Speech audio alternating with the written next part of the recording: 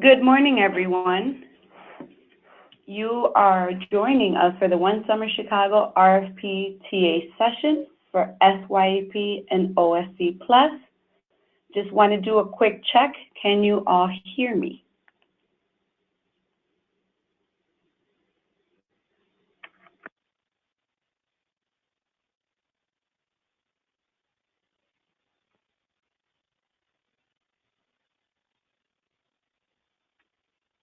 Fantastic. Thank you for that, Doreen.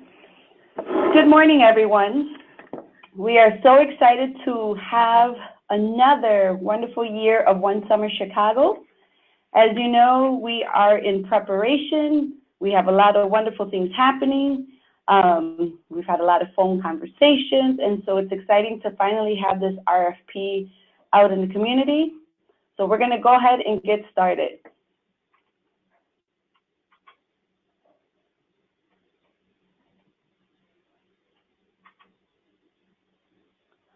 So just to give you an overview, so my name is Evelyn Benitez, and I'm with the Chicago Department of Family and Support Services. And today we will do a brief overview of DFSS, have a conversation and an explanation about OSC+, SYEP, a bit of discussion about e-procurement, which is also known as iSuppliers. And if questions start to appear, we'll make sure that to please ask your questions. You can type them in because we will send an FAQ and answer your questions after the presentation.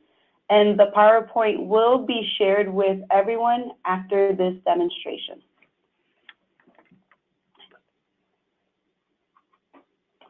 So who we are. So the City of Chicago's Department of Family and Support Services, our mission is working with community partners. We connect Chicago residents and families to resources that build stability, support their well-being, and empower them to thrive. So some of you have done business with the Department of Family and Support Services, and some of you may be new to the department. So just to give you of who we are the human services arm for the City of Chicago. A little background about our youth division. We have 3 portfolios that we work on. Our enrichment portfolio, which covers our out-of-school time programs, so our after-school programs around STEM, nutrition, and fitness. We have programs in our second portfolio. It's our prevention and intervention portfolio, which works with our justice-involved youth. So it's programs such as RISE, the JISC, Behavioral Health Services. And lastly, the youth employment portfolio, which One Summer Chicago lies in, is where we manage this wonderful program of 31,000 young people.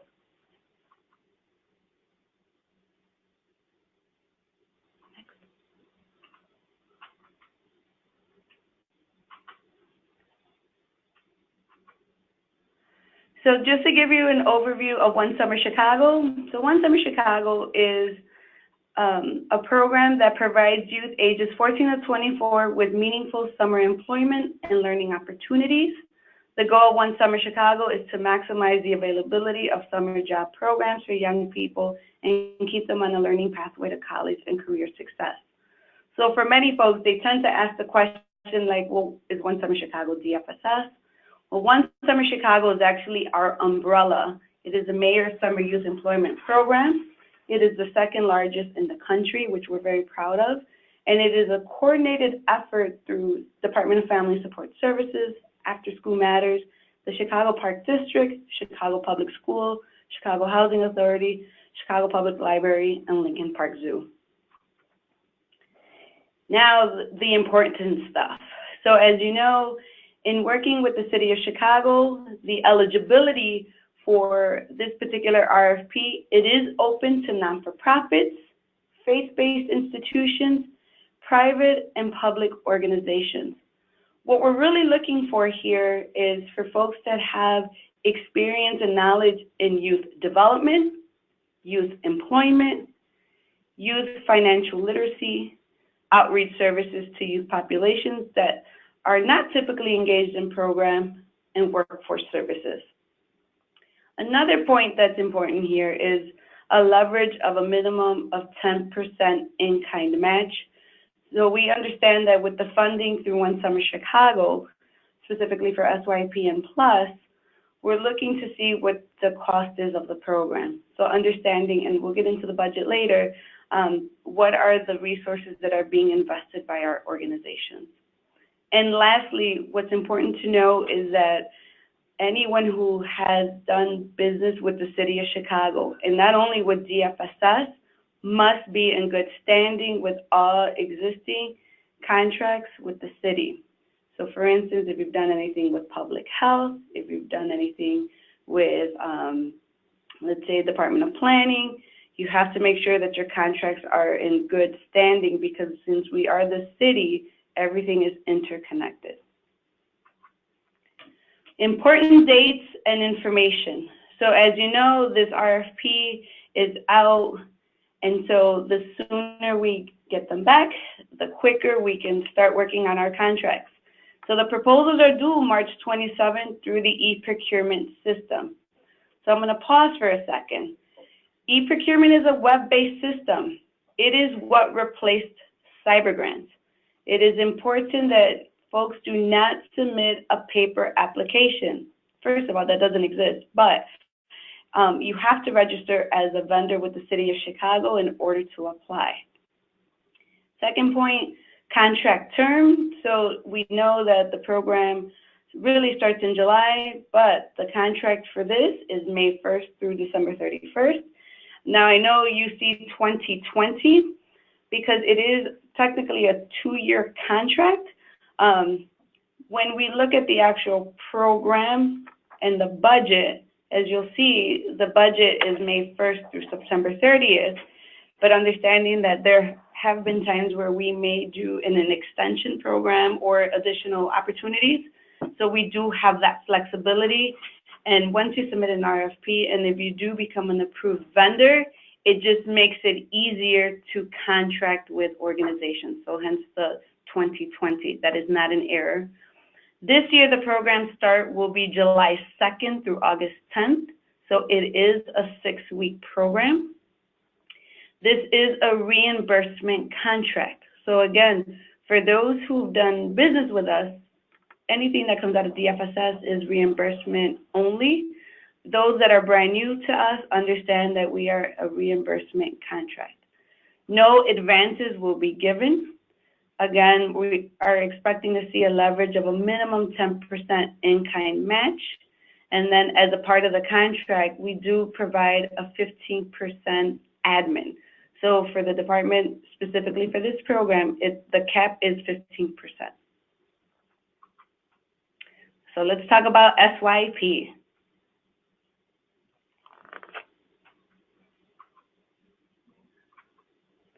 So what is SYEP? So SYEP is our program for youth ages 16 to 24.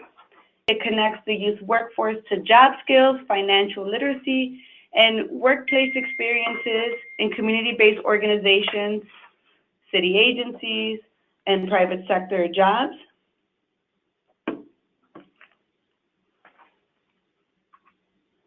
The goals for SYEP is really to provide placement for youth ages 16 to 24. We're looking for youth to develop transferable skills to increase their employability through job readiness, provide youth with guidance, training, and supervision, making sure that we see that youth are really being provided with guidance, training, and supervision, that they're enjoying their summer, right? So for some of the youth, it may be their first job. For others, it may be them returning, to the program, maybe let's say year 2, year 3, and really looking to create opportunities and pathways for them. And then lastly, ensuring that youth complete the online LRNG financial literacy and workforce development curriculum. And so the program design. So I mentioned earlier that the program will be July 2nd through August 10th. Youth will participate for 120 hours. So really the breakdown is 20 hours a week for 6 weeks. And what we're looking for is a combination of soft skills development, their youth orientation, and making sure that they have a positive work experience. Now, I know this third bullet here about the pay rate It is 825. There is a city ordinance, which we will share with everyone, and we'll make sure that the link is on the FAQ. Because the Summer Youth Employment Program and Just One Summer Chicago, generally speaking, is considered temporary employment, we do not pay the city's minimum wage. So for the program, it is $8.25 an hour for 20 hours a week. The program ratio is 1 to 50, coach to youth ratio. And so basically it's working with or identifying staff or hiring temporary staff to help manage the program and work with the youth that you're serving. The youth orientation is basically before the start of the program, giving an overview on program requirements and expectations to all the youth that will be employed with your organization this summer. Agencies will provide a payroll calendar to the youth. So again, explaining to the youth what is their payroll cycle, making sure that they know what the process is in terms of when they're getting paid. Agencies will be responsible for providing bus cards for the first 3 weeks of program. And I have to emphasize, for those who have done business with us, they know that Ventra, it tends to take a while when we need the cards for the program. Please, please, please, if you are awarded this summer, make sure you have your bulk cards ready to go, because that's always one of the biggest concerns we have with transportation. We want to make sure that the youth are signing out their cards and that they have them to get to work. And then, of course, lastly, our OSC Working Impact Youth and Employer Surveys. Agencies are responsible for the completion of these surveys. I will tell you these surveys are web-based, and there is training that is provided to agency staff and to the youth. SYEP Program Design. So something new this year is that we brought back peer coaches for the program. They are youth that are a part of your program. So for instance, SYEP serves youth ages 16 to 24. But if you wanted to carve out an opportunity for your older youth to be support staff to your organization, the age range is kind of 19 to 24. I mean, ideally, you may have some mature 19-year-olds or you may have some more mature 21-year-olds. The pay rate for them is still the same. It is $8.25, but they can be administrative support to your organizations. So the peer coaches will receive about $9.90. The peer coaches will provide youth support, administrative support, and program support. So for instance, you can have them go out and conduct site visits, making sure that the young people are picking up the timesheets, making sure that the timesheets are done. Again, they are in administrative support to the program staff that you have working on the program.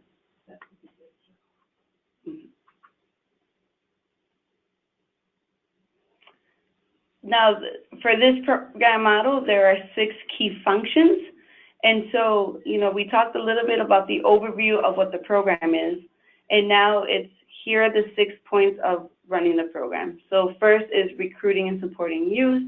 Second, it's recruiting and supporting employers. Third, it's doing the OSC online workforce training. The fourth is delivering the online financial literacy training.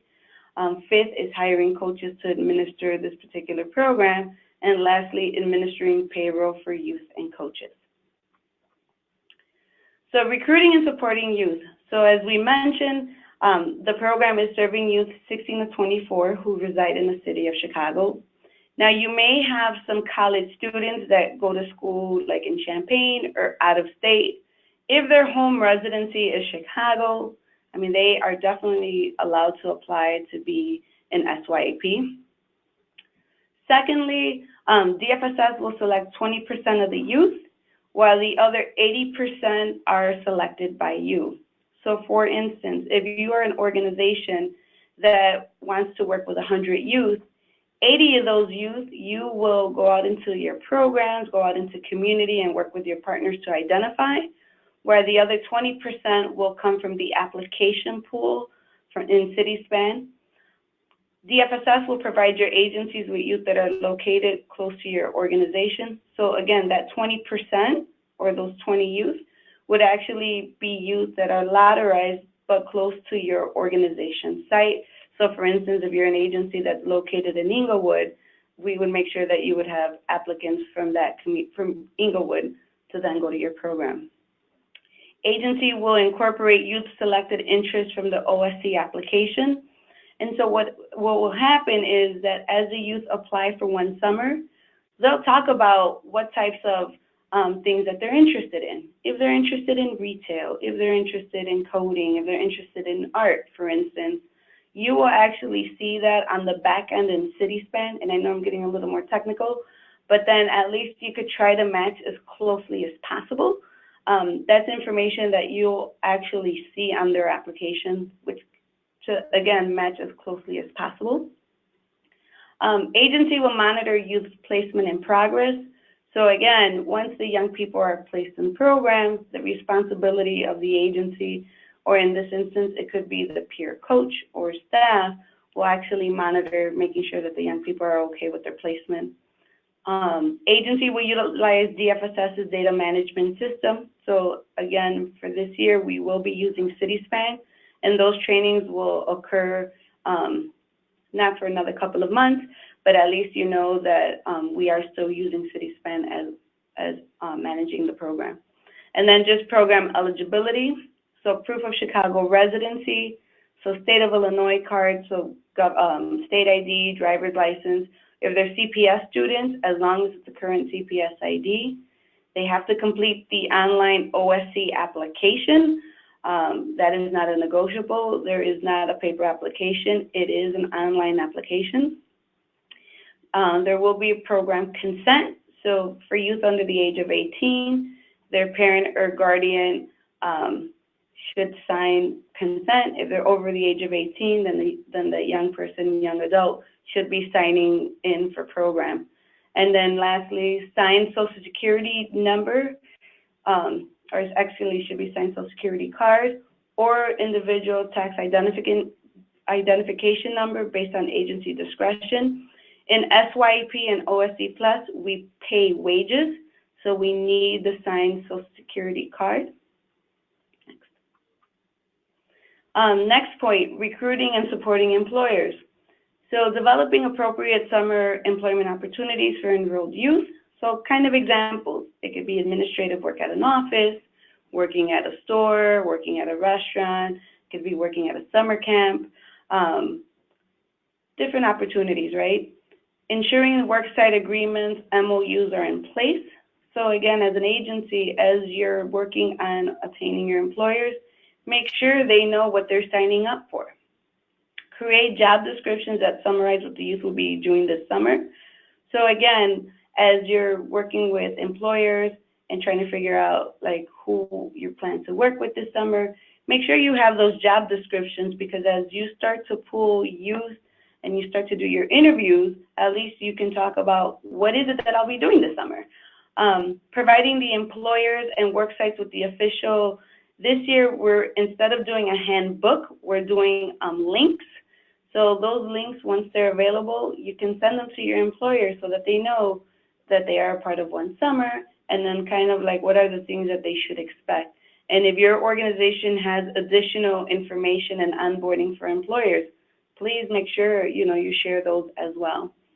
And then lastly, maintaining communication with the employers to monitor youth progress throughout the program. So now our third thing, so the OSC online workforce training.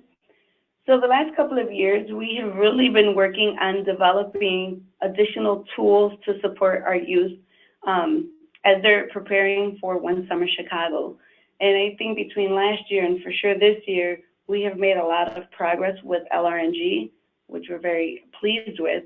But for those who aren't familiar with our digital platform, OSC LRNG is a digital platform designed to help youth develop skills to prepare them for employment through skill building and content and job readiness. Upon completion of the 7 modules, youth will receive a digital badge. And so basically what will happen is that young people will do these activities, or we call them XPs, and as they're doing these activities, they're activities on resumes. You know, how do you prepare for work? You know, how do you answer the phone? Things like that. These trainings, we've made them accessible via cell phone, so I won't get too technical, but they are available online via cell phone, tablets, laptops, desktops, etc., so that youth have accessibility for their training. DFSS will provide an online curriculum and training to your staff. So we've had instances where folks will cohort young people together and actually train the young people on workforce development. We've had young people where they've done it on their own, where they don't need the additional support. But just know that a curriculum has been designed, and so we will share that with everyone. They will be trained on it. It's just up to you on how you provide the training. Agencies will facilitate youth completion of the curriculum and provide access to computers if needed. Track youth participation on the LRNG platform. Again, this will be covered in the training, but know that the youth will create an account. Some youth actually have their accounts from last year, and so basically they would reactivate those accounts and continue to do the activities. And then lastly, enter all data into DFSS data management system. And now the financial literacy piece. So as much as workforce development is important to the program, financial literacy is important to the program. We're using the same platform, but this time it is helping youth develop skills to prepare them in financial literacy. And for us, financial literacy refers to the set of skills and knowledge that allows an individual to make informed and effective decisions with all of their financial resources. So upon completion of the workshops, youth will receive an OSC financial literacy badge. So again, there will be activities of how to create a budget. What do I do with this check? How do I open a bank account? What are the things that I'm saving for? So there are these wonderful activities that the youth have created, and I will mention that they have been designed by youth. We've done focus groups with youth. So we try to make it as hip as possible, because I think even for some of us as adults, when you talk about financial literacy and budgeting, it's almost like a nightmare.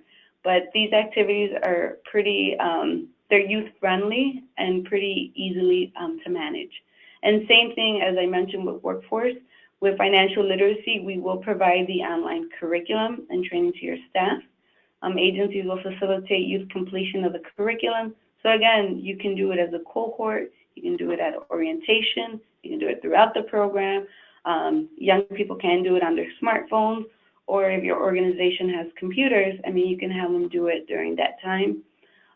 Track youth participation on the LRNG platform. Again, they will have their accounts linked to LRNG, so they will do that, and then enter all data into DFSS data management system. Now, hiring coaches.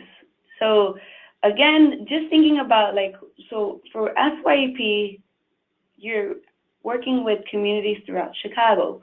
So the first important thing I have to say is that make sure you're hiring coaches, and if this is like agency staff or even our peer coaches, make sure they're people who actually like young people. I know people are probably giggling as I'm saying that, but you have to make sure that you have people that are all about, and they don't have to be the most youth development savvy folks per se, but really people who enjoy working with young people. That's first and foremost.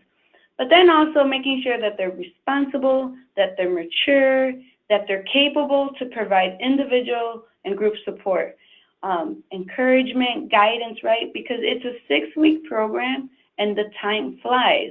Now, you may have some young people that are amazing, that are resilient, that are just go-getters, like they just want to go to work, they want to get a check and do what they need to do, and that's great. They may not need any kind of support per se. They just want their check and go to work. But then in some instances, you may have some young people that are looking for some coaching.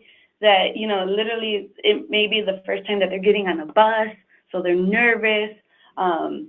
It may be their first job, and maybe they haven't seen this type of behavior at home, right? So this is, you know, you have an array of young people that may have some barriers, and so we just want to make sure that the coaches that you hire are really good in working with the young people. And for this particular program, the youth to coach ratio is 50-1. And as I mentioned earlier about recruiting peer coaches, the bracket can be 19 to 24. Again, making sure that they are responsible, that they are mature, and capable to work with our young people. Something that I didn't add to the slide, but I will make a note of it, is also because we serve the entire city, make sure that if language is a barrier, for instance, if you have young people that only speak Spanish or English is a second language, that you at least have staff that is bilingual, right? So I'm thinking of some of our programs on the north side where, you know, they may only speak Mandarin or they may only speak Arabic.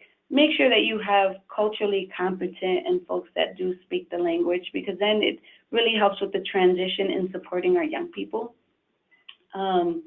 Just wanted to make a plug for that. Back to the peer coaches, just making sure that the peer coaches that you have are mature and know that their role is to support, you know, the youth this summer. So hire qualified coaches and allow adequate time for onboarding. Another key activity, hire and supervise and qualified staff who support the program. And then just ensure direct service staff and instructors are properly trained and meet background requirements. So again, anyone that is working with our youth needs to have a background.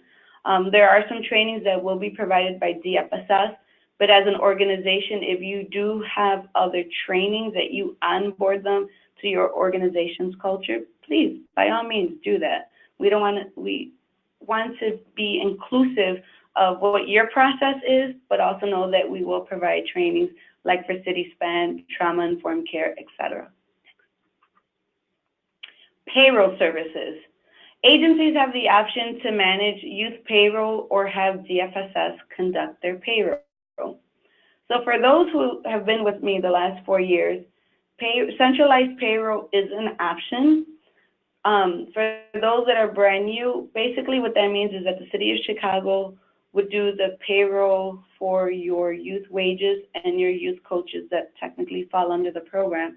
But the agencies also can opt into managing their own payroll. Payroll can be operated directly by a funded respondent or fiscal agent. So for our larger organizations, a lot of times they tend to do their own payroll. But if you happen to apply for the program and you're working with a group of smaller organizations that need, let's say, the fiscal support for payroll, that's definitely allowed. Agencies who plan to provide their own payroll has to demonstrate the ability to support payment for the youth wages. So because we are a reimbursement program, what we're asking for folks to do is make sure that they at least have a minimum of 60 days of payment for wages, because it is reimbursement based. Making sure that you have a line of credit, or if you have other funds, that you keep that or demonstrate that in your RFP. So for instance, if I have an organization that says, I want to work with 300 youth, then I want to make sure that in the RFP, they're talking about they have the money to float. If they plan to do their payroll, that they have the money to float the payroll. And then secondly, demonstrate an operating surplus or other proof. So even if you have other types of programs and experience in doing your own payroll, talk about that in your RFP. Because again, what we want to make sure is that when folks are applying, because there's two buckets, it's either I'm going to do the payroll as an organization, then making sure that you have, like, if you have other grants, if it's the state, federal, whatever, as long as you have the cash flow, we just want to make sure that it's not an issue if with reimbursement, because again, you know, it is the summer, it's a 6-week program. We just want to make sure that people have the funds in place to manage the payroll. And lastly, for those that are planning to do their own payroll, when you're preparing your budget for this program, you can include the wages. For those that are opting into centralized payroll, then you don't have to show the wages because, as you know, we take those wages and transfer that to the budget office.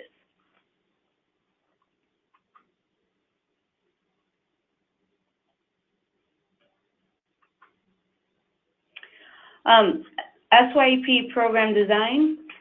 So in case for those who may need samples of applications, such as the worksite application or an MOU, a program consent, DFSS will provide samples if needed.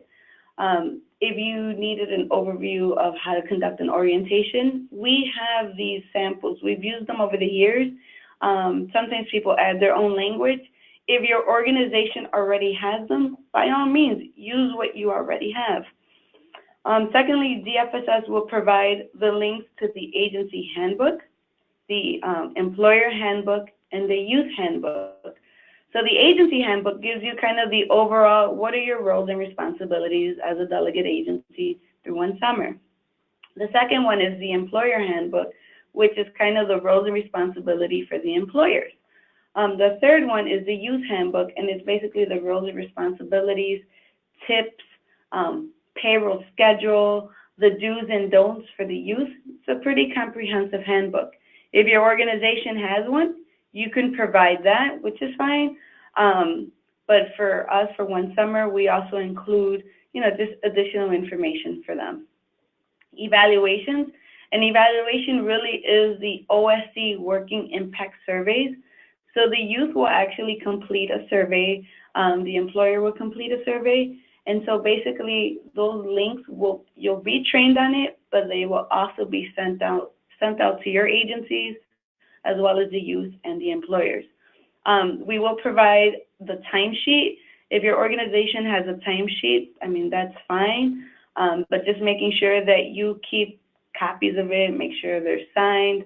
I know now we've moved into e-vouchering, but still keep those timesheets for your records. If your program is audited fiscally by our independent auditors, by our DFSS fiscal auditors, you want to make sure that you maintain a copy of those timesheets for your records.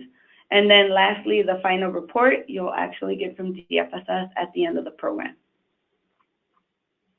And then the SYEP performance goals. So awarded agencies will be responsible for tracking and reporting on both outcome and output. So 75% of youth report a positive relationship with an instructor or coach in their program. Lower youth violent crime arrest of program participants by 15%. So I know some of you may be sitting there thinking like, well, how do we know about this positive relationship? Well, part of the OSC Working Impact Survey, there are questions that talk about the youth's experience being in the program, what they've learned, and what we've noticed is that there's actually quite an increase of caring adults to young people relationships. And so we actually track that and pull that data in our surveys. In terms of the lowering youth crime, violent crime arrests, because we are the city and we do a lot of work with CPD, and we've had evaluations with Urban Labs and with Chapin Hall, we actually have seen over the years the correlation of the program with youth arrests, and this actually lowers each year for being in the positive program, so that's actually fantastic. And then just additional output measures that DFSS is looking at is, again, 75% of youth report a positive relationship with an instructor and sorry, that shouldn't be mentor, that should be coach. Again, lowering youth violent crime arrests of program participants by 30%. So that's in addition to just, again, outputs versus the outcome. 100% youth complete the financial literacy component. So again, this is not can they choose to do it. All young people that are hired through one summer must complete the financial literacy component. as well as 100% youth will complete the workforce development component. And then we're really looking to see having young people engaged in direct deposit. Now, we know for some organizations, they may use pay cards. Actually, DFSS is working on the option of pay cards through centralized payroll. So it's really getting young people out of the habit of going to the currency exchange. If they have bank accounts, that's amazing. But we really want to deviate away from the paper checks because, as we know, young people lose them, or there's issues of, you know, they sit there for 4 or 5 months, and then all of a sudden I'm getting all these phone calls about youth needing checks. So if they have direct deposit or pay cards, it makes their lives easier, it makes your life easier, it makes my life easier. And then just to give you an idea of a sample budget, so as you're preparing your budget for SYEP, know that in other RFPs through the departments and even other city departments, normally you're applying for a specific, it could be a service. In this case, what we're really looking to and what we'll provide is with this budget, it basically gives you an outline of the program, the number of youth, the wages, the transportation, even the admin costs. This is pretty much the budget, right? What will happen is, like, if an organization were to take this budget and, like, for instance, like if you see the total budget, it says 136,379 for 100 youth. Well, if somebody were applying for 100 youth and gave me a budget of 500,000, I mean, that's just, it's crazy. Our budgets are pretty prescribed. And so this budget here is just to give you an idea of what the award would look like. And so when you're preparing your budget and you're talking to your finance people internally and you're talking to your executives, you're really looking at, okay, how many youth do we want to serve this summer? Because this here is pretty much what the program cost looks like. Now, I know earlier I mentioned this 10% minimum match. Well, obviously someone from the organization will need to manage the program, so that's where that 10% may come in. Or like if you're using, let's say, your finance person's time, I mean, that's part of that 10%, just to give you an idea. And so when you start to work on the budget, let's just say the budget isn't as necessarily correct, that's okay, because it isn't until we get to roundtables and we know, like, okay, if I'm going to work with Failings, for instance, and I know they're going to serve 100 youth, then when it comes down to doing the actual contract, then we'll sit and say, okay, this is what the true cost is. But we wanted to provide a sample budget because in the past, for one summer, at least in previous RFPs, we've never attached the budget. And so all of a sudden we see these very robust, like, budgets, and it's like, no, we want to be very transparent with folks and have them understand, like, these are pretty much the line items for the budget. One Summer Chicago Plus. And so I know there are questions that are coming in, and I promise we will answer the questions at the end of the presentation. What is One Summer Chicago Plus? So One Summer Chicago Plus is a specialized violence prevention summer workforce program for high-need youth ages 16 to 21. The goal of OSC Plus is to empower youth during summer months with safe, meaningful work experience. Through the program, youth will gain valuable job skills, financial literacy, and real-world work experience while being connected to caring adults. The goals for OSC is providing youth placement, again, ages 16 to 21, assist youth with developing transferable skills to increase employability through job readiness training, provide youth with professional guidance, training, and supervision, create meaningful and quality summer work experiences, facilitating the completion of the LRNG financial literacy and workforce curriculum, and creating just enrichment programming to enhance the job placement. So very similar to SYEP, with Plus, the age range is different, but in terms of expectation of looking at different job placements, providing that guidance and support and good quality programming, it's still the same across the board. So again, the program will begin July 2nd and go through August 10th. The youth will participate. Again, it's 120 hours for the entire program. There will be some soft skills development. There is the one-day orientation prior to, and again, looking for positive work experiences for 6 weeks. So during that orientation, there should be a program overview, and just where the youth know where they're working, what the expectations are. As I mentioned earlier, the pay rate is $8.25. The city ordinance allows us to do that because we fall under the temporary employment. The program ratio here is a 1:30 ratio, and some of you may be asking why. Because of who we're serving in OSC+, we're really looking at high-risk youth and high-risk communities.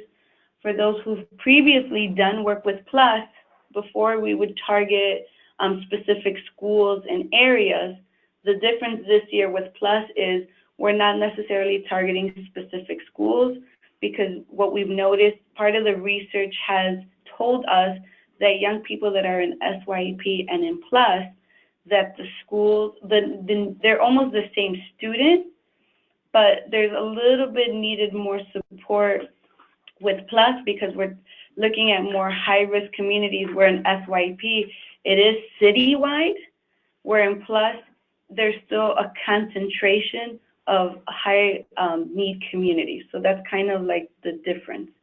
But in terms of the overall programs, orientation, making sure you're providing information on program requirements and expectations, that the OSC Working Impact Youth Employer surveys are completed, so we will provide those trainings, that youth do receive a payroll calendar so that they know when they're paid, and then same thing, they will be provided at least, the first 3 weeks of program transportation.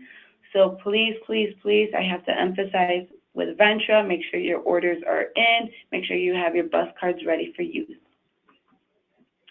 And then the 6 key functions: recruiting and supporting youth, recruiting and supporting employers, delivering the online workforce training, delivering the online financial literacy training, hiring coaches to administer program model, and then, of course, administering payroll for youth and coaches. And so as I mentioned, with OSC+, they should be youth who reside in the city of Chicago between the ages of 16 to 21. Your agencies will have 80% of choice, so start working with your community partners, start looking at programs within your organizations. The 20% will be pre-selected from DFSS through the One Summer Chicago portal, as I mentioned. So if you're an organization in Humboldt Park, 20% of those youth will actually come from neighboring communities such as Humboldt Park, Logan Square, and Avondale as a part of that 20%. Agencies will incorporate youth-selected interests from the OSC application. So as I mentioned, if they choose things such as, I'm interested in retail, I'm interested in coding, if you can make the effort of working with employers and looking at programs in your community and just other partners, that then the youth could be closely matched as possible to the things that are of interest to them. Agency will monitor youth placement and progress, right? So again, it's agency staff or the coaches that are going out to the different employers and working with the youth, ensuring that they're okay and they're doing well with the program. And agency will utilize the DFSS data management system. So again, the database system is CitySpan. The program eligibility, here it's the state of Illinois card. I know we accidentally left City Key. You may have seen that there was a mention of City Key through the city. If they do it, great. If not, of course, just make sure they have their driver's license, state ID, or CPS ID. Make sure that a completed online OSC application is completed. There is no paper applications. For youth under the age of 18, make sure that they have a parent or guardian consent. For the youth that are over 18, make sure that they sign the consent. And then lastly, make sure they have a signed Social Security card or an ITIN.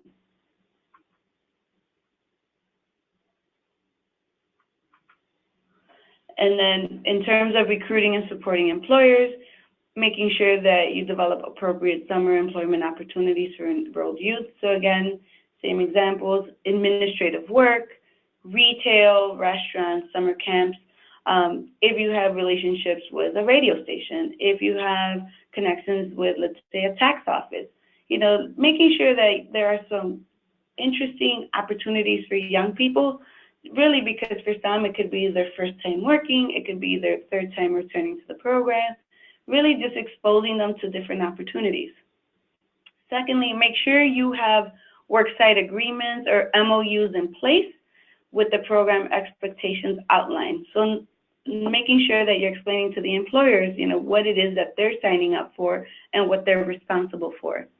Making sure that you have job descriptions that summarize what youth will be doing this summer. What are the skill sets? So if, for instance, if you have a tax office that's looking for a young person that has some, finance background, you may have some young people that have a finance background, right? Or you may have some young people that are outspoken and that are very artsy, and you have a radio station that is looking for like a VJ. Make sure you know what those skill sets are. And as you're interviewing young people and hosting your orientations, you're doing a very good effort of connecting them to the employers. Provide the employers and work sites with the official DFSS OSC Employer Handbook link. And then, of course, just make sure that you are maintaining communication with your employer and work sites to monitor the youth's progress throughout the program. The OSC Online Workforce Training, as I mentioned, it's a digital platform through LRNG, which will help youth develop skills to prepare them for employment through skill building content and job readiness. Upon completion, there are 7 modules. Of the 7 modules, youth will receive a digital badge. And so these are XPs and activities, and what are the expectations to prepare for the first day of work? How do you create a resume? Different tidbits on preparing for that first day of work. How do you write an email? Things like that are important for youth to know in terms of preparing for their job. DFSS will provide the online curriculum and training to your staff. So before the start of the program, we'll make sure that you have the tools needed. Agencies will facilitate youth completion of the curriculum and provide access to computers if needed. And so it is web-based. They are using, they can use their smartphones, they can use tablets, they can use desktops, laptops. You can do it as a cohorted group, you can do it individually, young people can do it individually. But if you wanted to use our curriculum to do some additional training, that's definitely encouraged. Third point, track youth participation on the LRNG platform. And so the youth will create accounts and will do these activities that are web-based. So there will be reports to see, their progress. And then, of course, lastly, entering any data into the DFSS data management system. Next is the online financial literacy. And so in LRNG, we do have a platform, again, for financial literacy. And financial literacy refers to the set of skills and knowledge that allows an individual to make informed and effective decisions with all of their financial resources. Upon completion of the workshop, students will receive an OSC literacy badge. And what's nice about, again, these activities will help them with budgeting. What do you do with this first check? How do you open a savings account? How do you open a checkings account? So again, the things that we take for granted as adults, we want to make sure we emphasize, the importance of financial education. And so what's nice with this financial literacy playlist is that it was created by youth. We've had youth focus groups, and we've evolved into additional information. So actually, this is exciting because then it's really just preparing our young people to be more financially savvy. Again, DFSS will provide an online curriculum and training to your staff. Again, agencies will facilitate youth completion of curriculum and provide access to computers if needed. So it is web-based. They can do it on their phones, computers, tablets, as a group, on their own. As long as they do it in the program, that's great as well. Track youth participation on the LRNG platform. So again, with their accounts, we will be able to create reports, and you'll have access to your data. And then lastly, enter data into the DFSS data management system.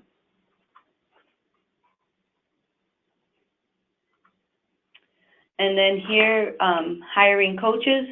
So again, as I mentioned, it's super important that we know that the folks that you are hiring to work with our young people should like young people, should work with young people, be excited to work with young people, right? So this is a 6-week program. We want to make sure that the staff that you hire are responsible, are mature, that they're capable, that they can do individual and group work, provide guidance and instructions to our young people. This particular program, the ratio is 30-1. And again, because of OSC+ having the history of working with high needs community areas, we actually lowered the ratio a bit here versus where SYEP, it's citywide. OSC+, we tend to really target our, and really emphasize working with our high needs communities, so we therefore lowered the rate. Again, some flexibility. Agencies can recruit peer coaches from the SYEP pool. That is not a typo, that is true.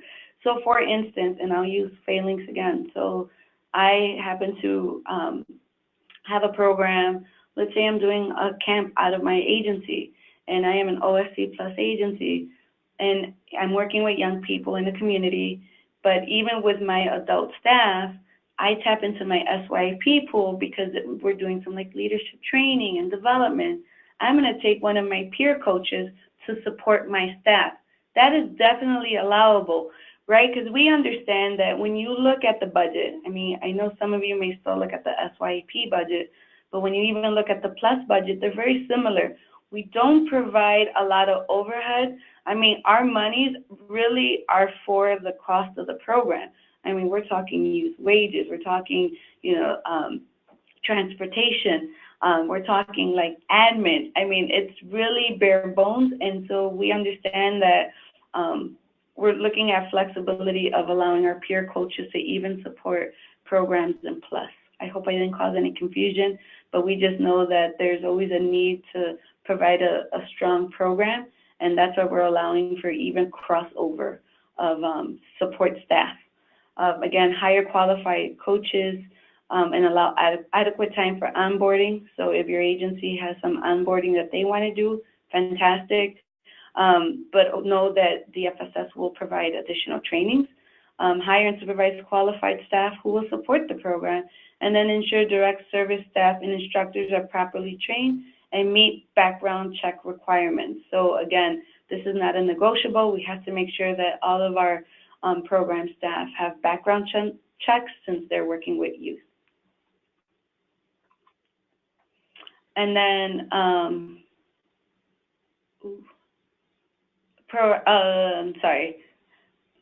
the OSC Program Design, provide youth a paid work experience. Each youth will work for 20 hours a week, which I think I already covered. Coaches will be designed, I didn't include that. Sorry, I think I added this slide. I left this slide in. This is true, but I think I left this slide as just an extra reminder.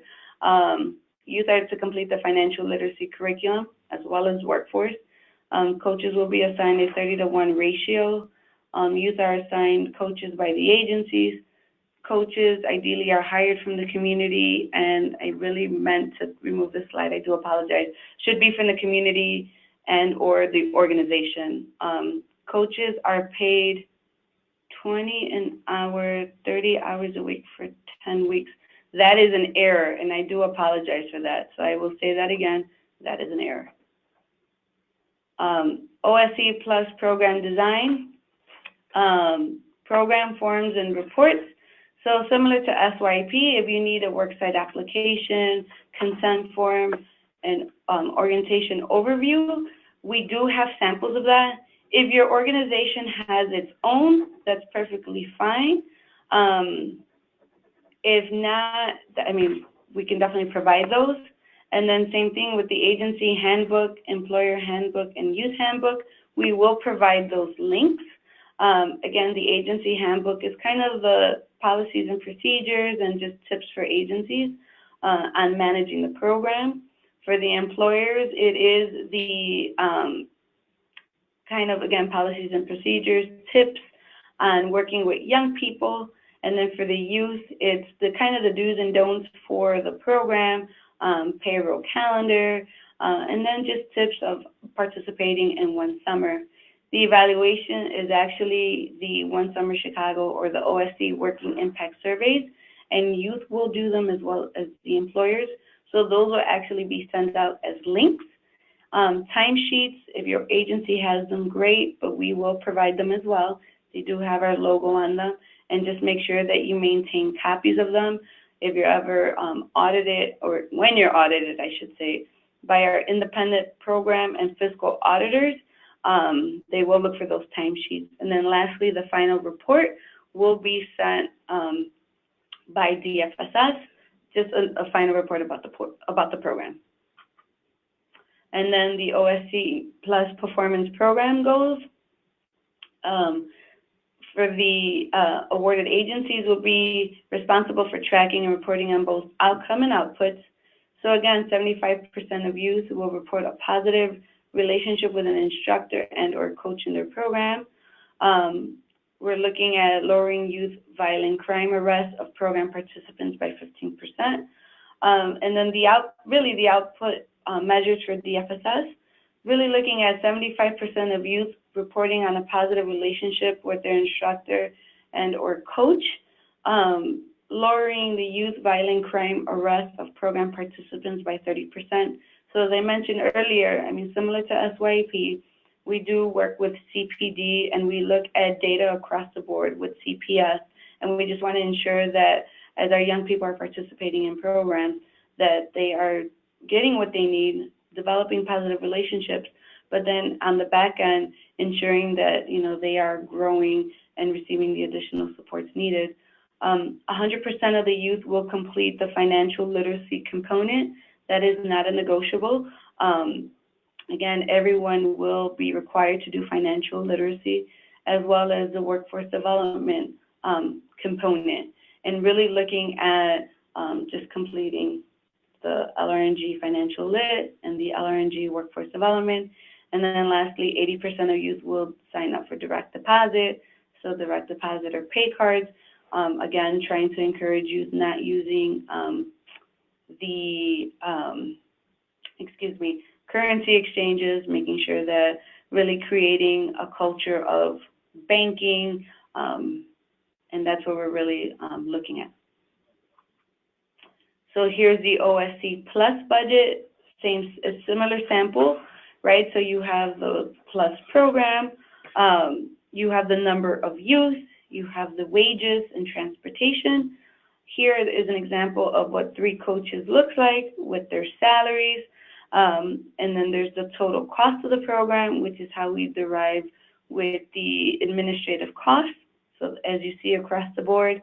Again, in the past, when we would release RFPs, we wouldn't necessarily provide a sample, but because the program is pretty prescribed, like you're telling us the number of youth versus telling us, you know, here's the cost, right? Like you're not designing a program because the program's already designed. What we're looking for really is for agencies that have experience in youth development and or workforce development programming. We're looking for agencies that will give us a number of youth that they want to work with. And so just to kind of give you an idea, this is what a budget would look like for 100 youth. We've had agencies serve 200, 300. So just to give you an idea of what the cost of the program is. And again, if you are an awarded delegate, then we would actually come back and give you the cost allocation plan, which pretty much looks like this, and then work out, you know, what the budget and then the work plan that will be submitted with the contract. And so in preparation for the budget for this RFP, if you tell me I want to serve 200 youth, kind of use this as a guiding principle, and then at least this also helps you have internal discussions with your finance people and with your executive director and your administration to say, okay, this is kind of what the program looks like. And then any additional supports that you would use, as I mentioned earlier about like the 10% match, that could be, you know, your finance person's time working on the program. It could be your program director's time working on the program. So we see that as the match. That's perfectly fine. But then overall, this is what the program is. And then just a side note, because someone had asked a question about rent with your administrative costs. So for this example, this $19,000, if you wanted to use some of your admin to pay for rent, that's perfectly fine. Just know that you have to provide the City of Chicago your rental agreement, a copy of that if you are awarded with DFSS. And now the general contracting requirements. So this is in the RFP, and we also wanted to make note of it as you're preparing your documents. So we gave you an overview of what SYEP and OSC+ look like. So now as you're writing with your team and you're talking to some of your community partners, know that internally these are some of the documents that you will need if you are awarded with the city, and these are also the documents you need to upload into eProcurement/iSupplier. And I use those names interchangeably because they are the same thing. Make sure you have your articles of incorporation. Make sure you have, in this case, it's actually liability insurance. So if you're in the midst of, like, your insurance is about to expire next month, make sure you're contacting your insurance company and getting your latest insurance. And I'll talk a little bit about that later. Make sure that your SAM registration status is up to date. Make sure you have your current state of good, it's your letter of good standing with the state of Illinois. Make sure that your board of directors, if you have, it could be Excel, or actually, I would say on your agency letterhead who your board of directors are. Your audited financial statements. This is super important, and I'm going to emphasize this. I may not be a finance person, but I will look at your finances, right? So when we're talking about, you know, your cash flow as an organization, if you plan to do your own payroll, your audited financial statements at least gives me a picture of what your finances look like. And ideally, they should be updated annually. I know there is a question in the application that says, you know, are you doing it annually or every other year? Again, that helps us kind of determine what your cash flow is like as an organization. And then there is a document for signature authorizations, and that's usually your executive director, your COO, your CFO. If you're a small organization, it may for sure be your executive director, your finance person, and maybe your director of programs. Make sure you have those folks listed. And then lastly, your cost allocation plan, if indirect cost is included. Now, there is this federal indirect letter that folks will talk about, like they have the federal indirect 10% from the federal government. If you plan to use that, then you have to give us the cost allocation plan in addition to the budget, just to make sure that, you know, with that federal approved rate, that you provide a breakdown of what that is. And then now this is where I'm diving a little bit deeper into the liability insurance. So as you'll notice, on the left-hand side, you have the workers' comp and employer's liability.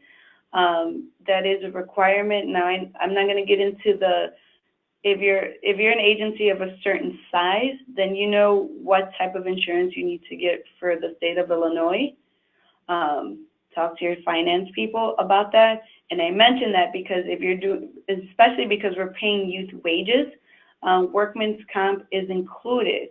But I know the way people, depending on their plans, and I don't want to get too into it, but I also know that workman's comp is embedded in the budget.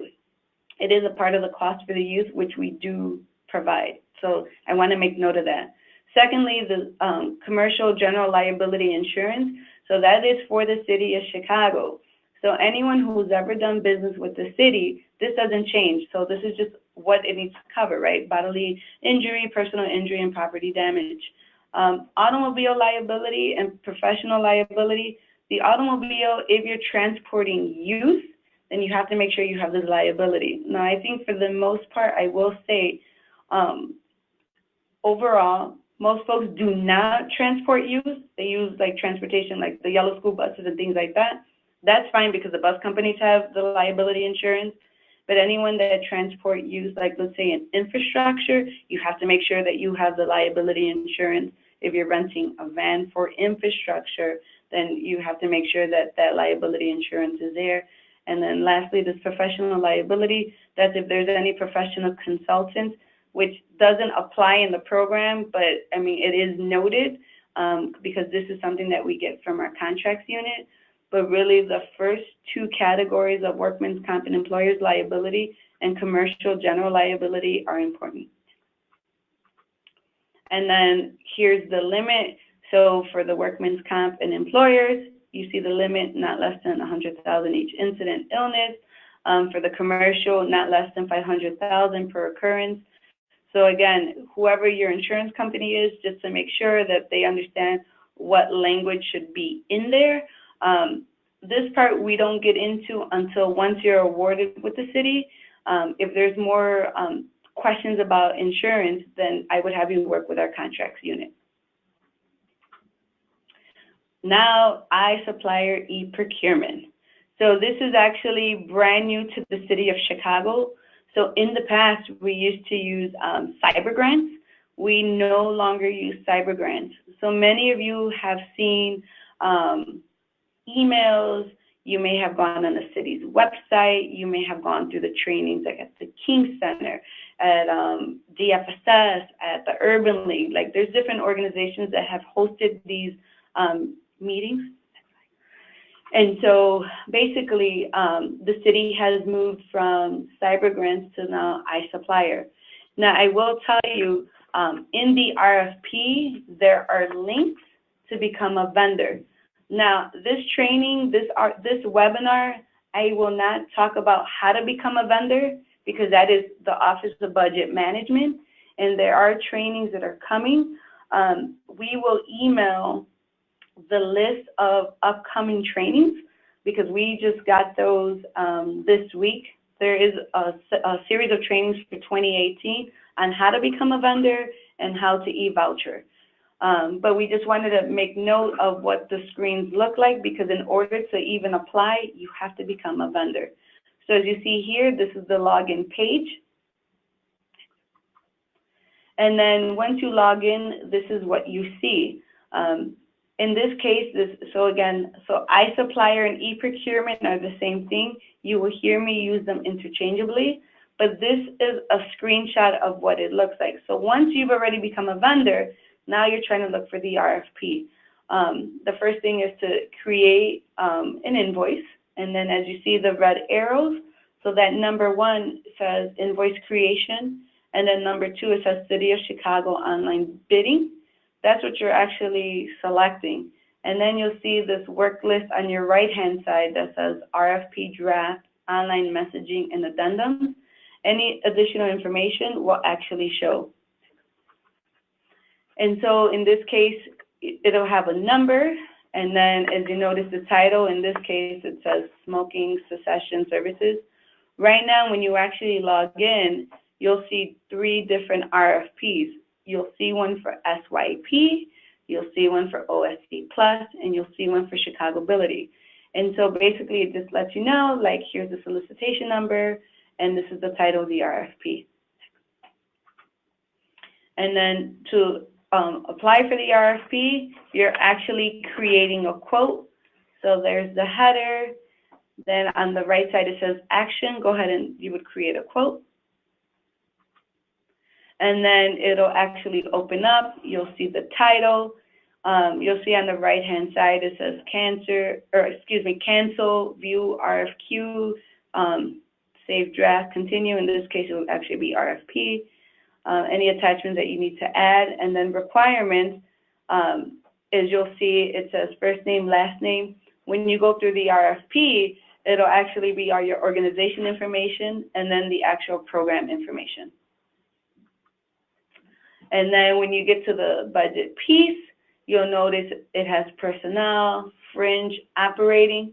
So basically the budget outline that I've provided, this is where you would actually drop in the information, and then there's an actual link for you to upload a sample budget, or actually budget description. I don't have that here, but it's actually on that portion of the RFP when it's there. And then the electronic signature is, once you're done with the RFP, it basically, there's a checkbox, you're putting the name and the title, and then once you're done with that, you are validating and then submitting. And then if there's any addendums or notifications, it will give you the notification has been closed and does not require a response. Now, this negotiation has been amended. I'm looking at the bottom part. To be considered for the award, you must acknowledge each amendment and resubmit your response. So if there was an issue for some reason that we needed to amend the RFP, one will there'll be a notification sent, but it actually comes generated from OBM. It's not generated from DFSS. So that's just a side note. But if your RFP is good to go, then really there's nothing else but for you to worry about just submitting. And then just some helpful tips, and we got this from OBM. So the administration of organization information, maintain updated and accurate information. So just make sure that as you're completing the RFP, we know who the program contacts, the executive director, all of that information should be kept up to date. Copies of the actual contract document and payments, supporting documentation maintained in e-procurement, only available for items processed through e-procurement. So again, as you're working on your RFP, that this is just me because it is a new system. As you're working off of a Word document and you're copying and pasting, I would constantly save, but I would print out pages. That's just me. I would copy into a Word document so that if there's an issue as you're submitting, and things have happened, make sure you're keeping a copy of your proposal. And there's this piece about avoiding back and forth on your browser. Make sure instead of hitting the arrow in the actual system, there is a part that says back. You're selecting back. And then updating agency information and user access. So remember to enter email addresses before granting access to organizational users. Assign proper responsibilities to the folks that you're working with in your agency. Online discussion sent to buyer only. So whoever is listed as a buyer, and we know the language is kind of interesting, right? Because they're like, who's the buyer? Well, the agency is. Save your draft often, and I'll tell you, again, it's a brand new system even to us, so just make sure that as you're working, I would print sheets. I would copy and paste into a Word document. Save it often. Make sure you're checking your attachment submissions prior to submitting the RFP. Click Validate prior to submission to identify any missing requirement information. And then prior to submitting, enter first name and then certify. So these are some helpful reminders from OBM. And then if there are issues with the actual e-procurement system / iSupplier, for those who haven't registered yet, make sure, like, that's the email, the eprocsupport@cityofchicago.org. If there's an issue, if you want to know the status of your registration, that is who you're reaching out to. Now, if you're an agency that is already a vendor and you're having issues with the RFP, the system itself, the technical part, not the program content. If you have questions about OSC Plus or SYEP, you could always reach out to myself or Lisa Davis. You'll see our information later on. But the technical, like, it's not saving right. I can't upload a document. This is who you're reaching out to. It's obmgmu@cityofchicago.org, or you're contacting them directly, 312-744-0358. And lastly, if you want any training materials and links, there are videos. The link below will show you additional information. Take a minute, take a screenshot, save it in your favorites. We are recording this webinar. We will send this out, but know that this is the information for the technical piece of the RFP. And I understand, like, and some of you have already been doing business with us, so it has had its hiccups, and we acknowledge that. But thank you for your patience in working with us. For those that are brand new to this process, again, it is brand new to us as well, and we've only been doing this really, I mean, for us, this is the first RFP that we put out for our division. It's probably the third, but we know that there have been some hiccups, so thank you for working through those things with us. But again, take a snapshot on your phone, snip it with your tablet. These are the folks at OBM that will assist you with the technical piece of the RFP. But when it comes to the programmatic, I am your person, Lisa Davis is your person. And then these are additional useful links. City of Chicago, like, you know, how to search for just RFPs in general. Vendor, delegate, agency registration. So these are the direct links. And then anytime that there's funding opportunities, not only through DFSS, but also through the City of Chicago, that third link is literally the entire city. For DFSS, if you ever go on our website, which is cityofchicago.org/FSS, I mean, you can go through the city's main website, of course, but this is where everything is listed. So take a moment and take a screenshot of this as well. Save it in your favorites, bookmark it, snip it. These are just, you know, additional links that support and help with the program.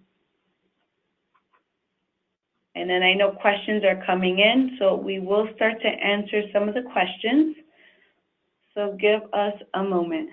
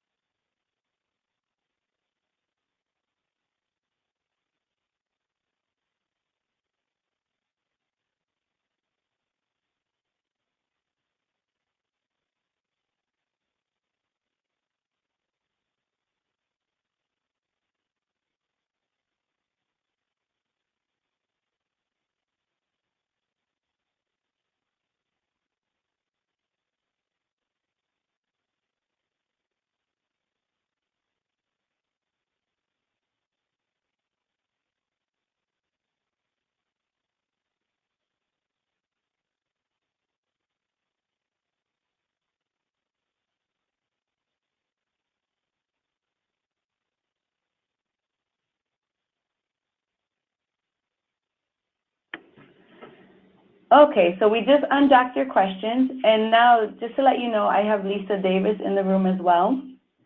And we'll respond to your question, but we'll also type in the response. So the first question that I see here is, can the coach rate be more than $825? And so my response is the allocated amount is $825. if you choose to pay more for the youth coach, and I'm assuming you're talking about the youth coach, if you wanted to use your admin or your own agency funds, you can.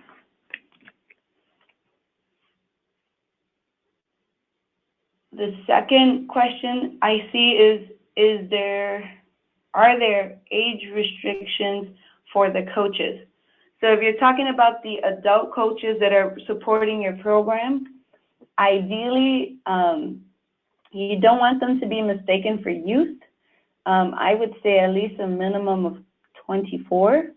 In our other programs, we've always had it where it's 24 and over, because it depends on what type of programs and activities that they're doing. For instance, if you have adults, retirees, folks with, let's say, their own car that can go to the different work sites.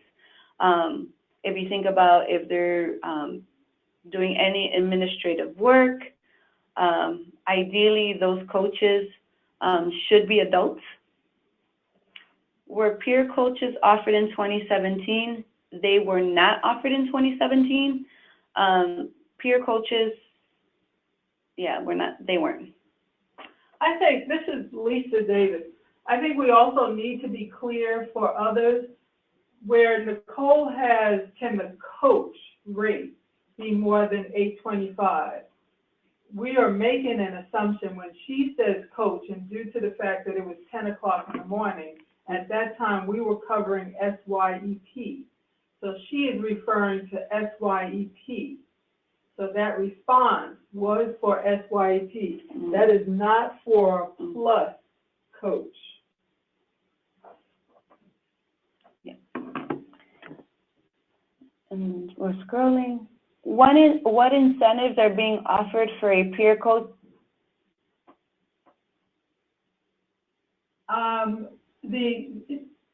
Your peer coach, this isn't necessarily an incentive. That's going to be their job. You will be their work site. So it's the same as if you were placing them at Rush Medical to fill a position or at a daycare. Now you're going to place them at your agency, and their job is whatever those duties are. So it's not that they're doing anything extra. That will just be their job, and they will be an administrative assistant or coach, whatever title you choose to give them.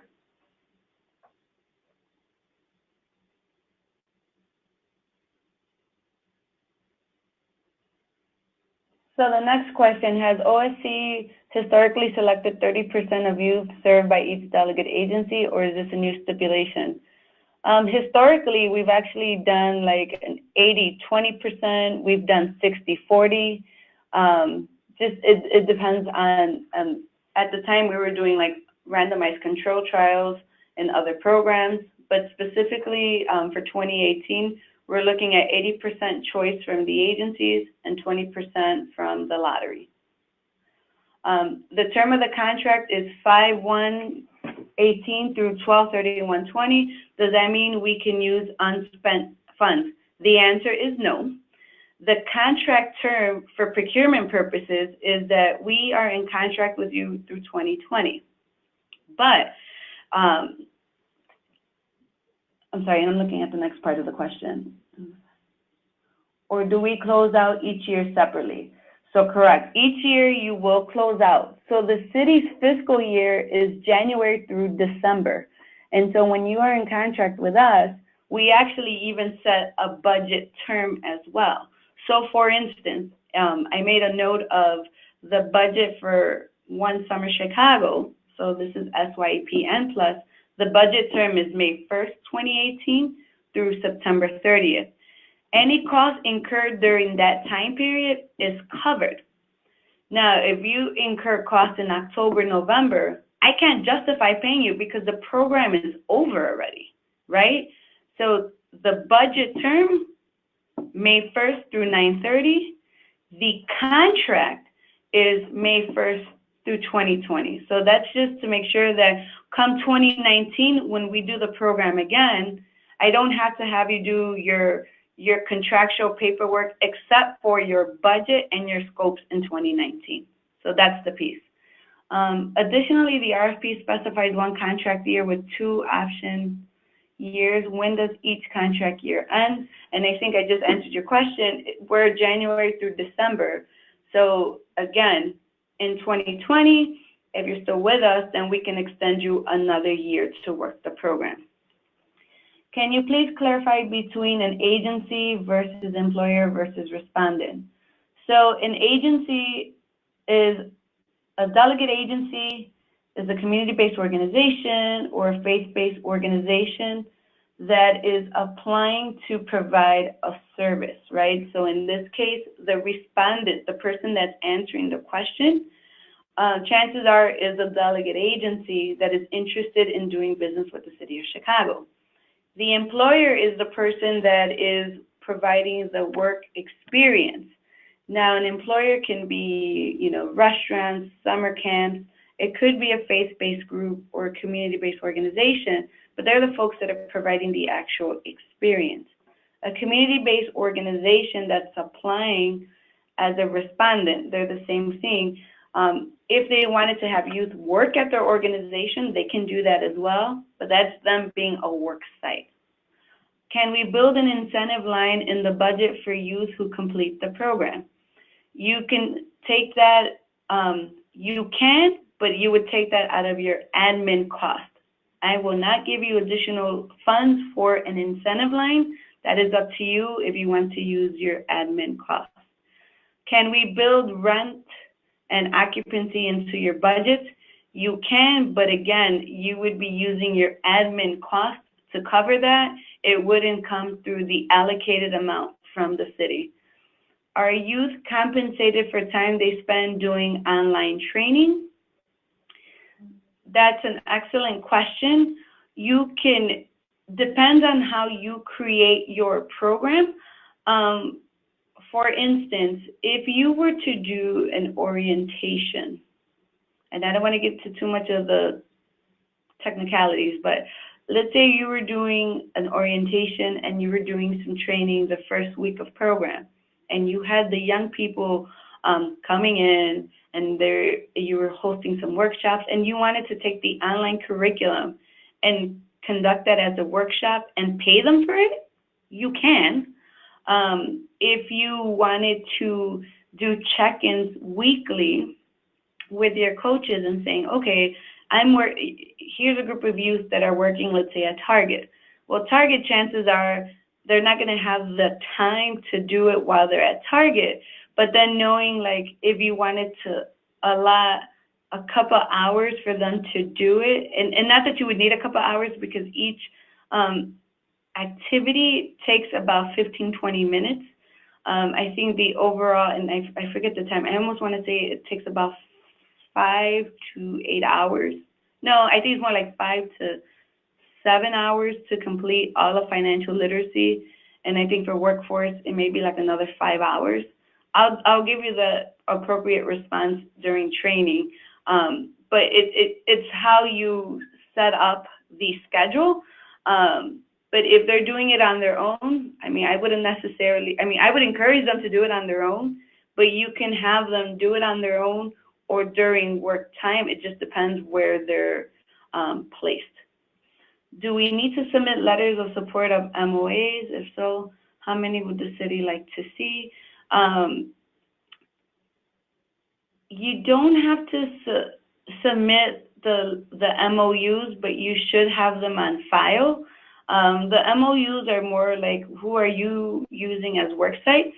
I mean, if you're working with 20 different organizations or 20 different employers, I mean, I don't want to see them, but you should definitely have them on file, because when you're audited, and let's say a program audit occurs, in the work plan, normally we say, you know, make sure you have your work site applications on file. Make sure you keep that.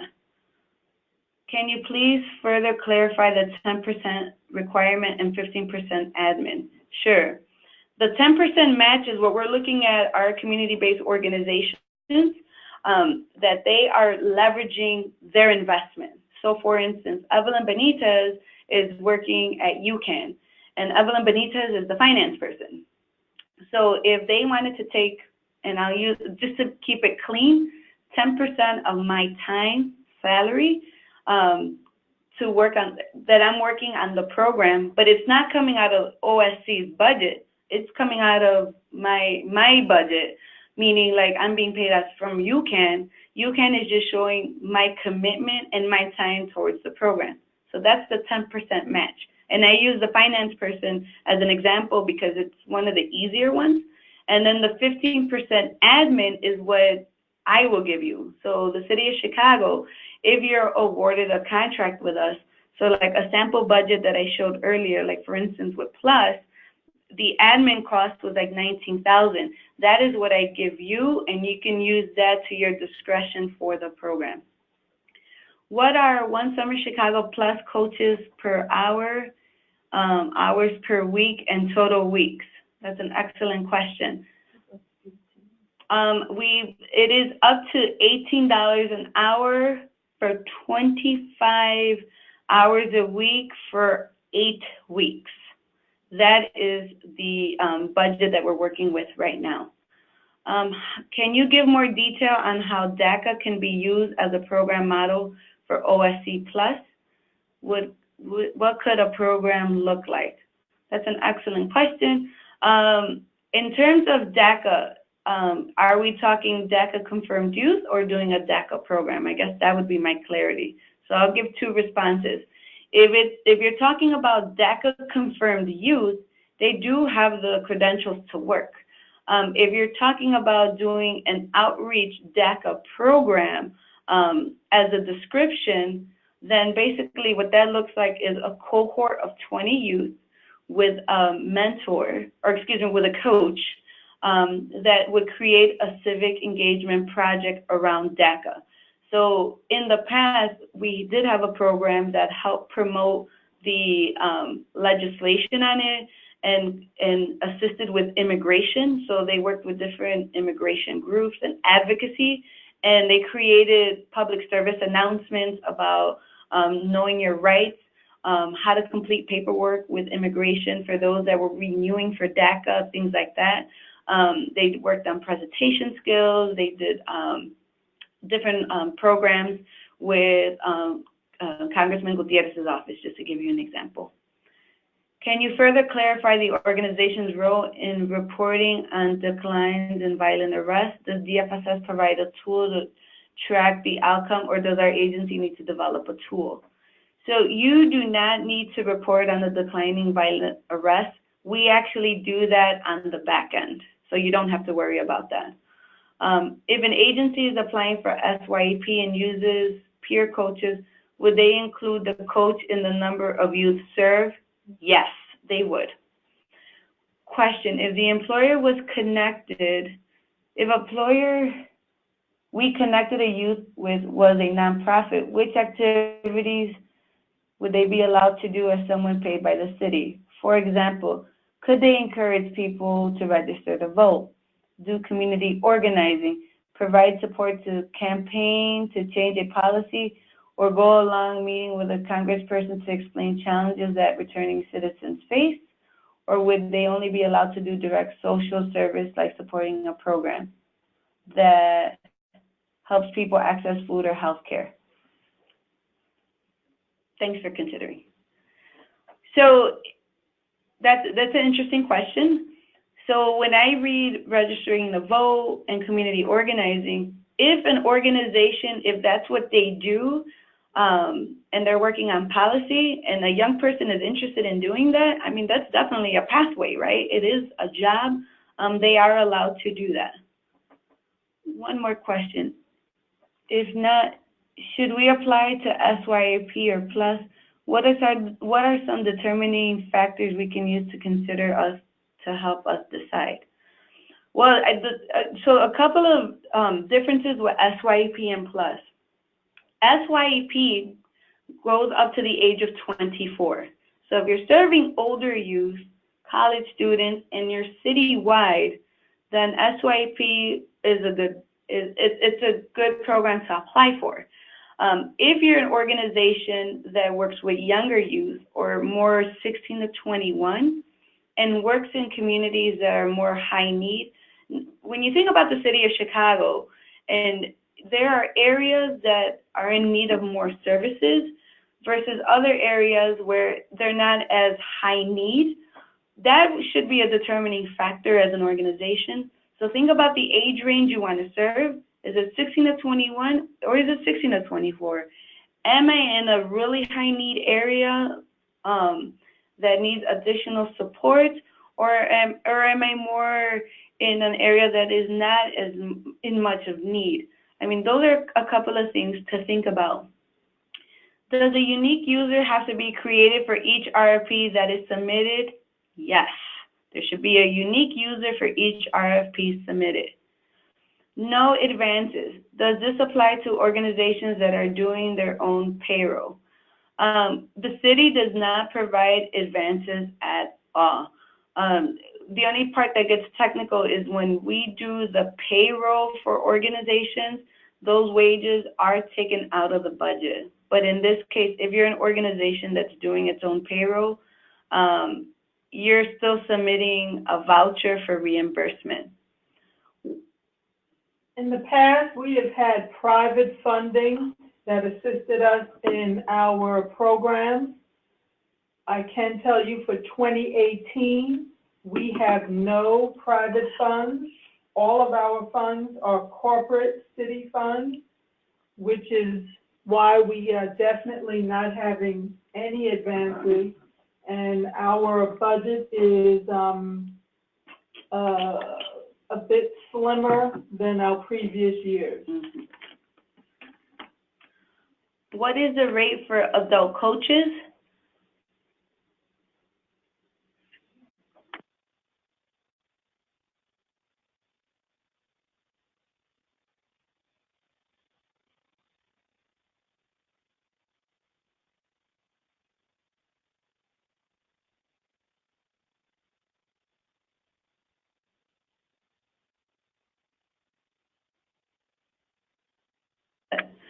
I think we already answered that question.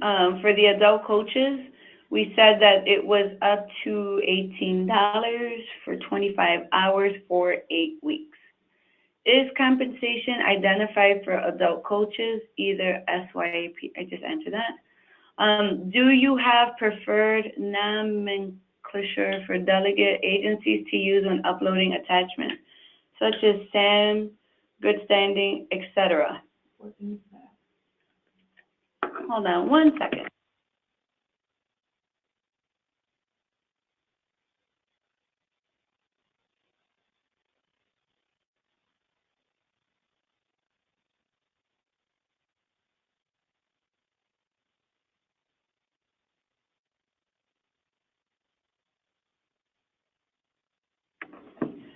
So to answer the question, so we basically need a copy of the SAM, the good standing. It should be the official documents. So for instance, the letter of good standing should be Secretary of State, not that it's pending the result.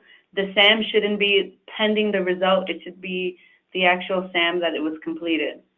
What budget, should budgets reflect a 12-month period? Nope. Budgets should reflect May 1st through through September 30th. Go over salary for plus coaches again. The salary for plus coaches, up to $18 for 25 hours a week for 8 weeks, because this year the program is 6 weeks. Will a program coordinator be a part of the OSC plus budget? I think when we talk about coordinator, we're really talking about the coaches. Mm-hmm. There is nothing separate. The program coordinator or coach is the same thing. And I think part of that, in the past, we did have program coordinators, but we do not have private monies. Is it correct that an organization work with at least 100 youth? Ideally, it would be nice. But if you're an organization that may have smaller slots, it doesn't take you out of the bid. You can still apply. Repeat regarding adult coaches. I don't know what the question is about adult coaches again. Ashley, if you have another question.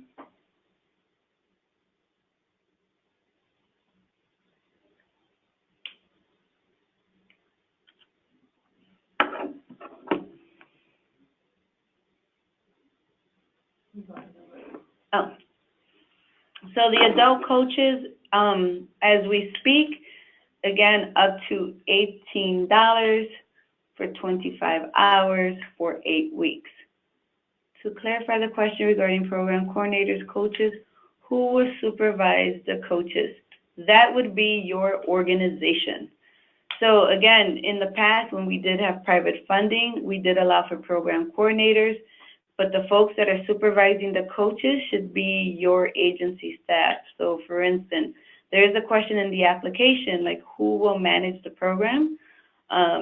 You can see that as managing the program and or supervise, well, I shouldn't say and or, it should be managing the program, which to me also means supervising the coaches that are going out into community, checking in with the young people, collecting timesheets, etc. Does DFSS have a list of targeted OSC plus communities, or is that the discretion of the organization? For the OSC plus communities, we could send, if you have a copy of our impact report from 2017, there are community areas, the targeted community areas are in there, but we can attach it as a FAQ.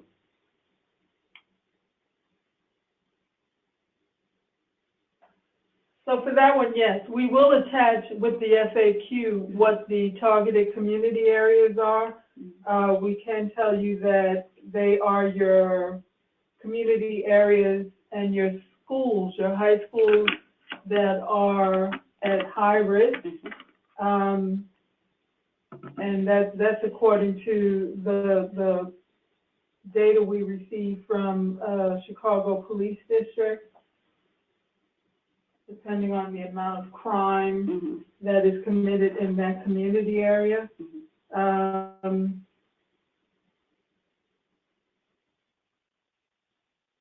Yeah, that's it.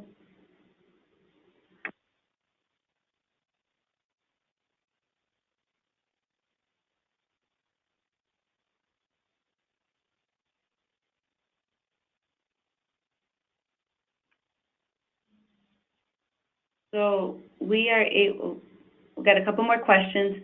So we are able to be a delegate agency as well as a work site, correct? That is correct. Is there a maximum number of youth to be served under these RFPs? No. I mean, we like to say ideally 100, but again, if somebody applied with 60, I mean, that doesn't... No, she says maximum. Oh, is there a maximum? Oh, sorry. I was still stuck on minimum. Is there a maximum? No. There's no maximum. It's up to what you would explain, what you can support. Financially, absolutely. Financially and with your staff, how you would be able to provide the services. There is no max. Yeah. No, that's a good point. We would make the determination later if you are awarded, whether or not if you apply for, let's just say, 600 and you were awarded, there is that possibility we would bring your number down. We may not need you to do 600 or, well, we just may not need you to do 600. That's a good point. And we negotiate that at contracts during roundtable.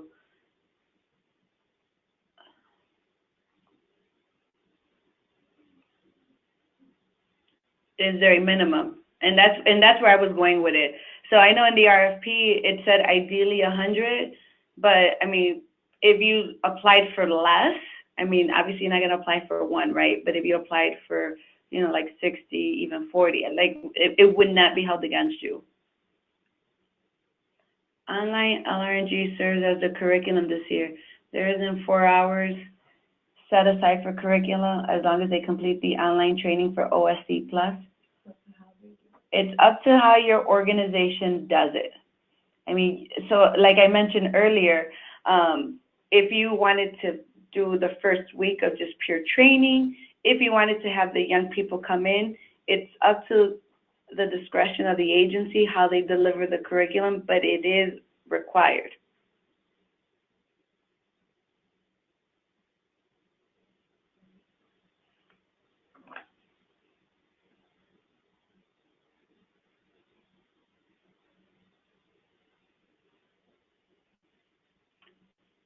Can you share the number of hours to complete both online curriculums? We will add that to the FAQ because I don't want to give you the wrong number. I know that we were tweaking it. I don't think it's more than, I almost want to say it's no more than 10 hours. I'll double check and we'll make sure to put that in the FAQ. Yeah, because it's not. Yeah, it's not lengthy. Not lengthy. Mm-mm. It's what we are requiring the young people to complete. Say, for instance, the payday ready, the part about their check and payment. Mm-hmm. It's really not lengthy. It is very much so concentrated on what they do with that check, explaining like who is that FICA person getting my money. That's right. And the safety points. But as Evelyn said, we will find out exactly the number of hours.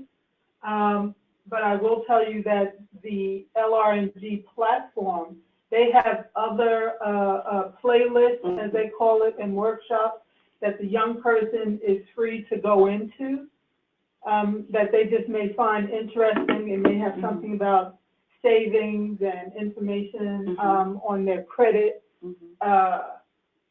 pitfalls. They have a variety of things, which when you are trained by the LRNG team, they will show your team that goes to the training all the other things that are offered, but it's not that long. Mm-mm.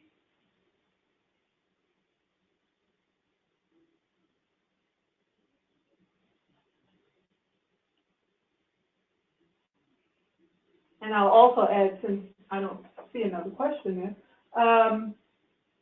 and the LRNG,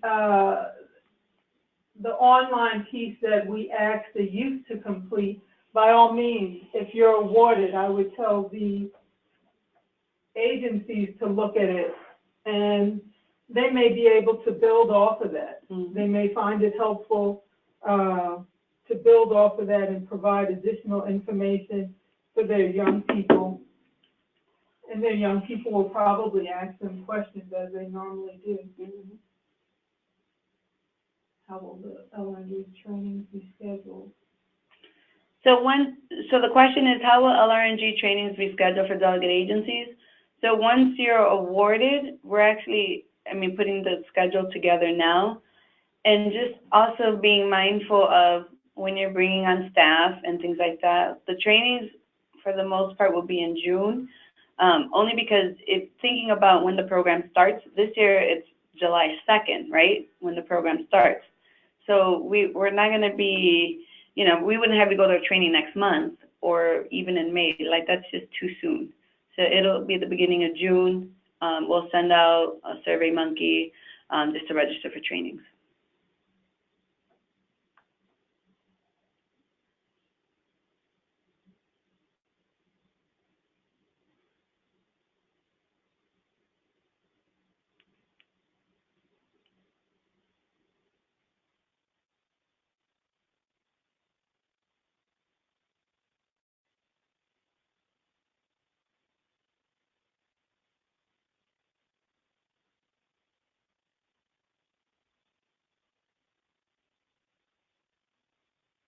Are there any additional questions?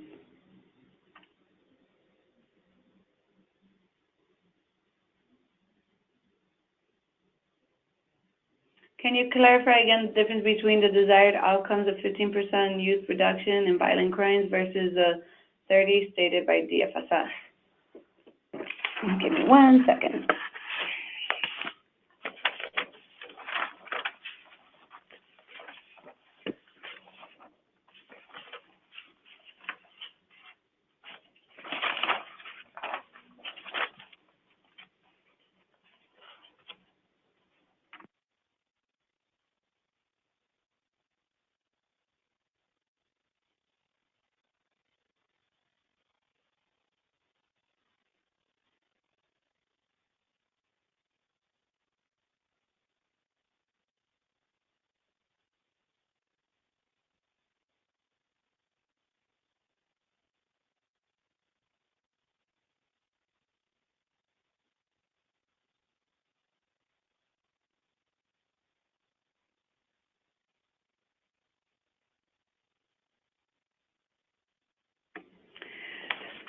So to answer that question, so there was a difference between the outcome and the output. So for the outcome, what the department is looking at overall is to lower the youth violent crime rates by 15%. That's the outcome. That's like the overall in general.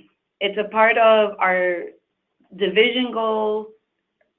It's a part of the department's outcomes in doing that in any program that the youth division produces. When we're looking at the output, really, when we're talking about lowering the youth violent crime rates of arrest by 30%, I mean, that's really just in terms of if young people are in positive experiences. So we know employment is a part of developing skills, but in addition to receiving the supports of caring adults, if there are other programs within the organization that you're providing, the output, and I know it's kind of funny, like thinking about like, well, it's a youth employment program. It is a youth employment program. But what we also know is where the communities that our young people are coming from, and just making sure that if we keep them safe, if we give them positive experiences, again, this isn't something that you necessarily have to track. I mean, we know on the back end, because if they're in school, you know, it's looking at the CPS ID number, for instance. It's looking at the trends of arrest data. It's looking at, well, if a particular community from, let's say, the time the program starts, July 2nd through August 10th, or I even say July 1st through, let's say, the ending of August, if we see that the rates have fallen, then it's one of those like, oh, well, then what were young people doing this summer? What was happening in this particular community? Well, we know this particular community had, let's say, 1,000, because remember, one summer isn't just DFSS, it's also our partners, CHA, CPS, etc. So I'm giving you kind of a high-level answer here. So we know 1,000 young people came from this particular community, and all of a sudden we saw a decline in arrests. Well, there's going to be a correlation with what was happening in that community this summer. There were programs, there were after-school programs, there were summer programs. When Summer Chicago was happening at the same time, that is how we're looking at it. So again, it's not necessarily anything we need the agencies to track, but that's just an output that they're looking at. And then just again, as a department and as a division, we're always looking at violent crime rate data, and we cross-reference it with education, with pregnancy, etc., you know, as a city. That's just something that we look at, but it's not something that you would have to be responsible for tracking. Could you show the contact info slide again? That's up. I showed that. Thanks. What if you requested 100 slots? So if you requested 100 slots and you only used 80, the question is, what are the consequences? Oops. If you are awarded the contract, and under contract you have that you're going to place 100 youth, if you are only able to find 80 youth, we will provide you with the 20 additional youth. We will pull them from our pool of youth and make it so that you can reach your 100. So the only reason you would not be able to reach that 100, if it was that you chose not to go to your contracted amount, then you would be out of contract. And that would just be a conversation. It wouldn't be a good thing, by no means, because you're under contract. So whatever number, if you're awarded, whatever number you're contracted for, we will do everything in our power to assist you to reach that number.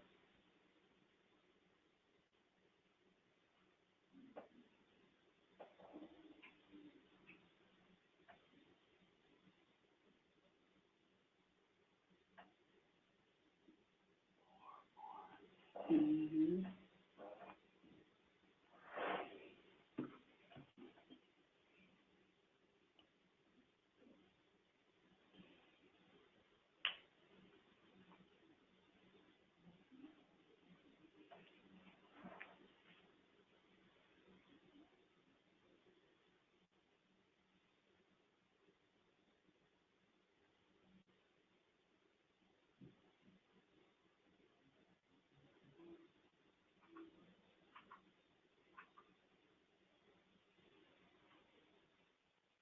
And you should definitely take a snapshot of that. That's our contact information.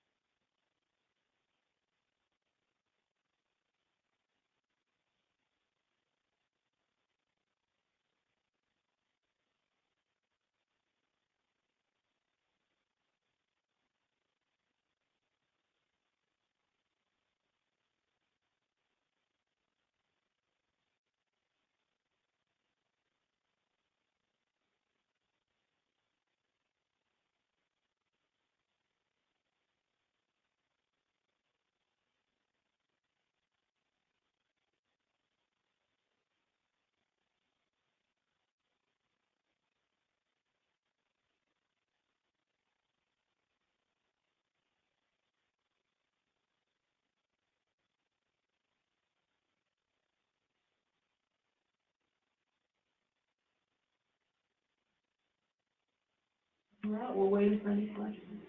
We have 1 minute left. If there aren't any further questions, then we are done with the webinar, but we will shut it off at 12 noon. It was great talking to all of you and answering your questions. We're looking forward to all the wonderful RFPs that will come in. The sooner you get them in, the better.